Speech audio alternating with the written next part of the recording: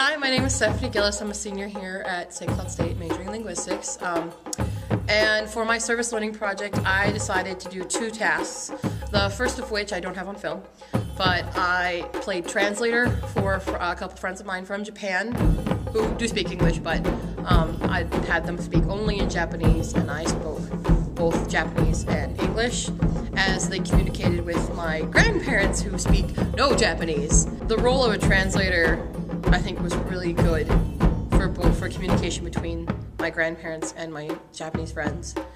In reflection for them, sometimes if I wasn't there, I thought it was really difficult for them to try and communicate with my grandparents, not only because they don't speak Japanese, but because they're old and can't hear very well. And so they would spend a lot of time, shouting things at them because they would do that silly American thing where if a person doesn't understand you, you just say it louder and slower, and surely they will understand it, which is not the case.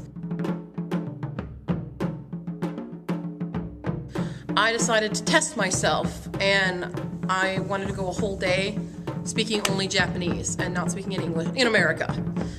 And what I recorded of it was coming to practice, actually here in this room, for taiko, which is Japanese drumming. I'm the teacher and president of the club. And sometimes my drummers know that I'm obsessed with Japan and that I speak Japanese, but to teach songs I speak in English. So they agreed to participate in my project, and they could not speak any Japanese to me, and I could only speak Japanese to them. I couldn't speak any English. And I think this might have been a bad day to do it because we were starting a new song. We had a concert the next day, and I think it was just maybe a bad time to try and speak Japanese to them or teach them a song with only Japanese.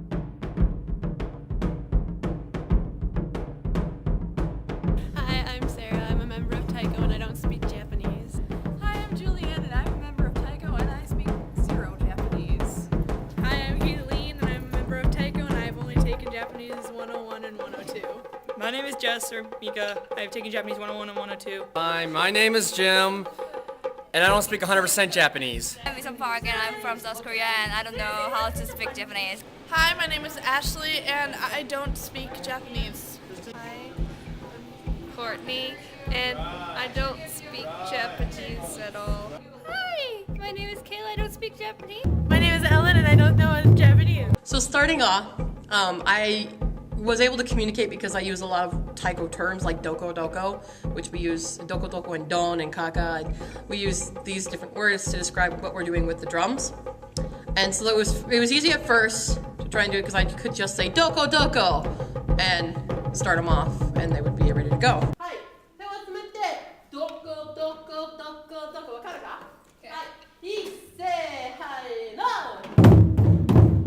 Then in the song, I had to communicate positions of the drums because we do different sets for how we play them, and the song we're learning called Susanoo requires two drums, a high and a low drum.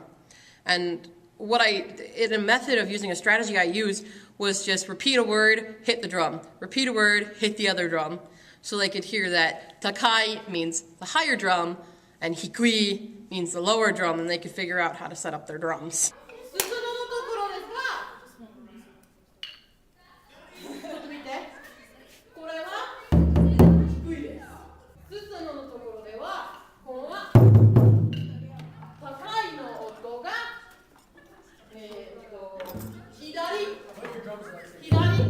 Then I started to use other strategies. I had to use gigantic arm movements to portray what I wanted.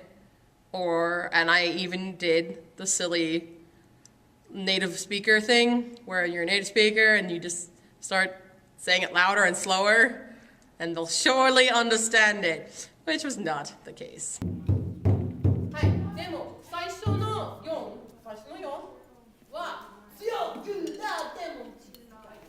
The most difficult part of this was trying to explain when parts were similar. There's a word called niteru, which means looks alike. And I had to try and pull as many examples as possible to say that part one and part two look alike. So I was saying that Julianne, one of our drummers, looks like Jill, who was a previous drummer, and we talk about it all the time.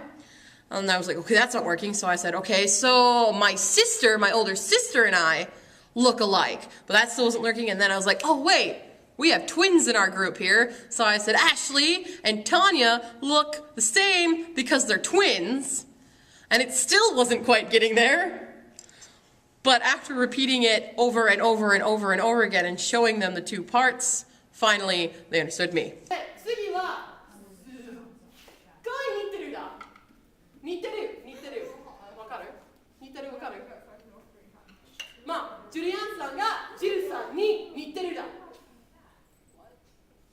ジュリアンさんがジルさんに似てる顔が似てる。だよね。だからこのパートと次のパートは似てるです。Therefore, you have to look like your partner. 違う。パートこの今の次のパートはすごい似てる。Okay, I know amazing. Well, no, I'm not.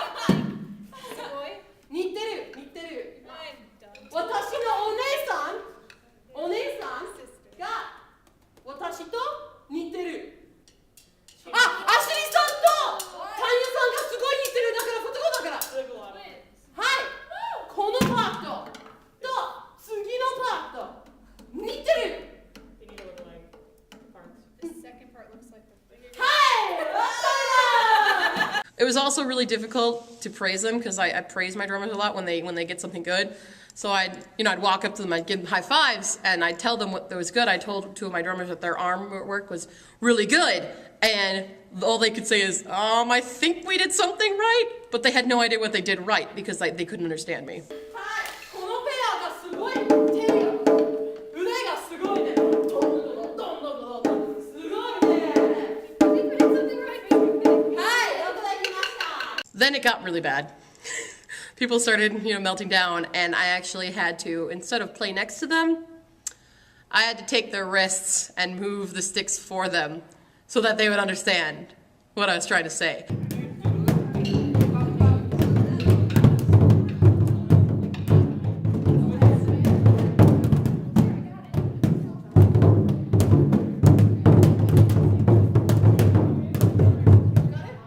And I found that I needed to use gigantic arm movements to symbolize certain things like move down, go that way, because they didn't understand "goite," which means move.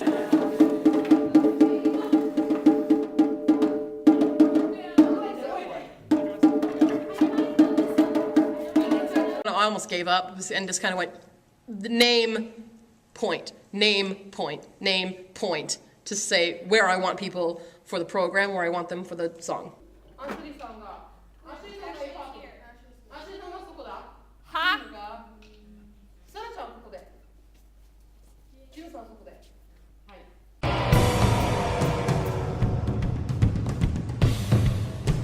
It was really confusing. It was a neat project. If it was slower, we can learn it. So it's a good thing to maybe teach us a new language. It was difficult, but reading body language really helps. I thought it was fun. It's interesting trying to figure out what you're saying because I understand a little bit. It was fun. It's frustrating trying to learn a new song with a new language at the same time. It was just, I think it makes everyone entertaining. It's frustrating. It's definitely different coming to Taiko and then not being able to learn in English.